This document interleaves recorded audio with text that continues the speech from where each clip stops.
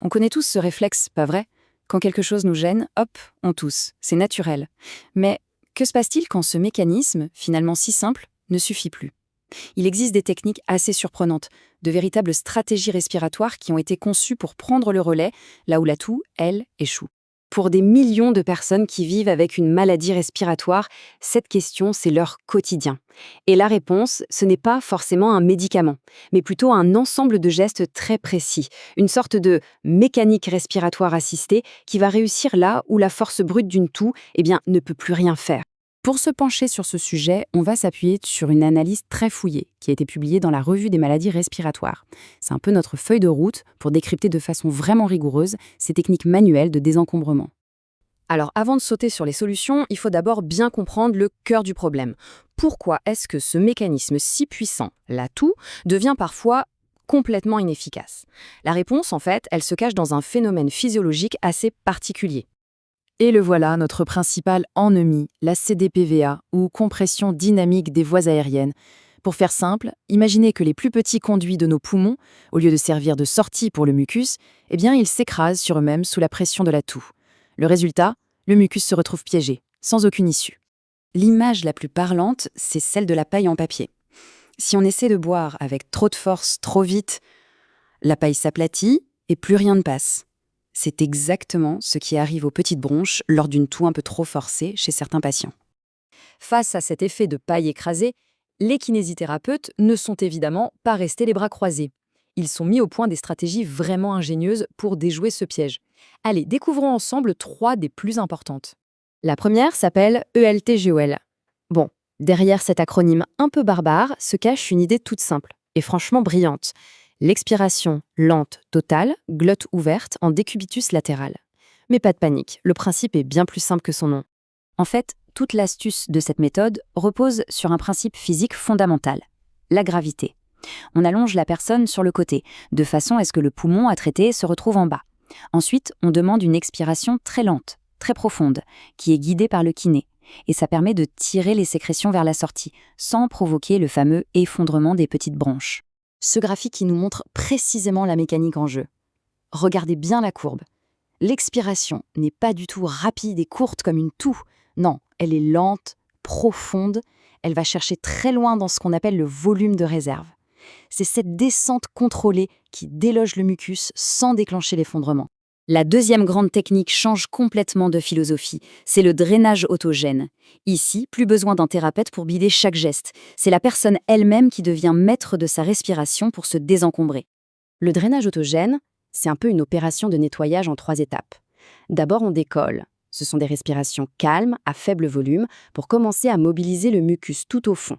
Ensuite, on rassemble. On respire un peu plus amplement pour regrouper tout ça. Et enfin, on évacue. Des respirations à plus grand volume pour faire remonter le tout vers la sortie, mais sans jamais forcer. Et le graphique le montre à la perfection. Regardez, ce ne sont pas des respirations au hasard, ce sont de vrais paliers. On dirait des marches d'escalier qui permettent de faire remonter le mucus, étape par étape, de la périphérie des poumons vers le centre. C'est totalement contrôlé. Et enfin, la troisième approche, c'est l'ACBT, ou le cycle actif de techniques respiratoires. Ici, le mot-clé, c'est cycle. Il s'agit d'enchaîner plusieurs exercices différents dans un ordre bien précis. La grande force de l'ACBT, c'est sa flexibilité. C'est un cycle en 3 temps. D'abord, une phase de contrôle de la respiration, pour se relaxer. Ensuite, des exercices d'expansion thoracique, de grandes inspirations pour que l'air aille se glisser derrière le mucus et le décolle. Et pour finir, des expirations forcées. Attention, pas une toux, mais un œuf. Un peu comme si on voulait faire de la buée sur une vitre pour propulser le mucus dehors. Et là encore, le graphique est très parlant. On voit bien l'alternance, des phases calmes, de repos, puis ces grands pics qui correspondent aux inspirations profondes, et enfin, les expirations actives pour évacuer. C'est cette alternance qui rend la technique à la fois efficace et moins fatigante, parce qu'on peut l'adapter en temps réel. Alors comment on choisit ? Ce tableau résume assez bien la situation. L'LTGOL est excellent pour le mucus profond, grâce à la gravité. Le drainage autogène, c'est une technique de contrôle très précise, souvent utilisée dans les cas de mucoviscidose. Et la CBT, c'est une méthode super polyvalente, très adaptable, efficace après une chirurgie ou pour des maladies chroniques comme la BPCO. Bon, on a donc ces 3 techniques qui sont efficaces sur le terrain. Mais l'article qu'on étudie nous invite à aller plus loin et pose une question vraiment cruciale. Quelle est la solidité de la preuve scientifique qui les soutient? En science, on évalue la solidité des preuves avec des grades. Et ici, on se situe au grade B. Concrètement, ça veut dire que l'efficacité est bien observée en pratique, mais que les études scientifiques peinent à le démontrer de manière irréfutable. Et la raison principale à ça, c'est le manque de standardisation. Cette citation de l'article met vraiment le doigt sur le problème.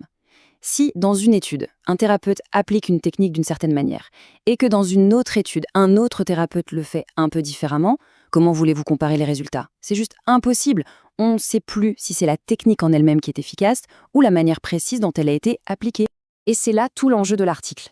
Il nous montre que la précision dans la description d'un geste, ce n'est pas juste une coquetterie de chercheur, non, c'est la condition sine qua non pour pouvoir améliorer concrètement la santé des gens.